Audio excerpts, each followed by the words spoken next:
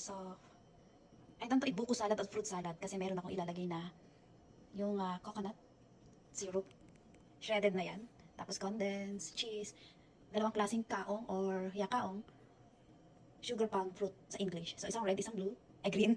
Then fruit cocktail and nestle cream. Yan lang kasi dalawa lang naman kami. So, abangan for our noche. Okay.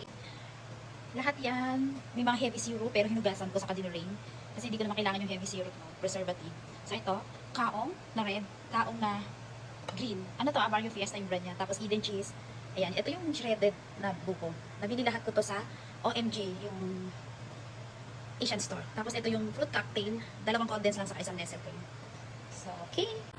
Okay, so nag-drain ko na lahat ng hugasan. So lalagyan na natin. So unahin natin yung fruit cocktail, Del Monte to. Any fruit cocktail pwede ko kami available sa inyo. So, importante yung hugasan sa ka-drain para hindi siya nagtutubig. Then, yung buko.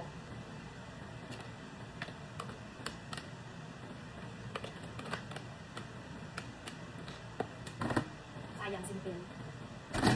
So, sinalin ko guys, kasi parang feeling ko hindi kasya dito. So, nailagay ko na yung fruit cocktail, yung buko. Sa inyo dyan sa Pilipinas, swerte kayo kasi may buko kayong fresh na pwede nyo bilhin. So, gusto ko green and red para Christmas spirit. Red, kaong to. Sweet palm sugar yata sa English. Yung mga foreigner dyan na gusto mo ng fruit salad Filipino style. Then, yung queso. I-mix natin together. Lipat natin siya para feeling ko hindi magkakasya. So, at least may buko. Dalawang bukong lata na yan. Yan sa inyo sa Pilipinas, nabili kayo ng maraming buko. Kung may buko kayo. Kami kasi yung buko namin nasa lata lahat. So, try muna natin yung isang condense.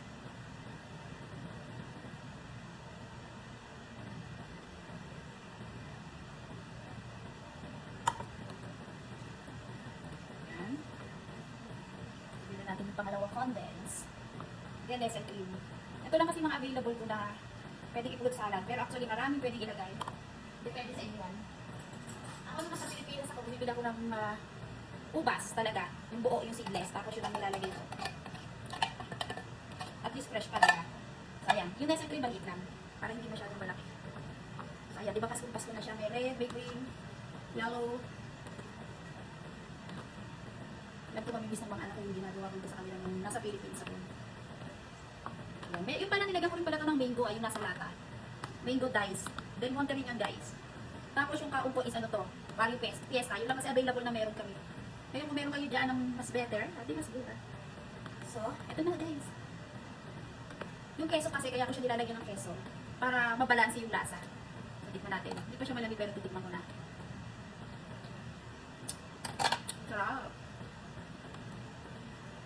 So, that's it guys. Para na to sa Noche Buena ng tatagal pa to ganyan. Fruit salad. Philippine style and my own style.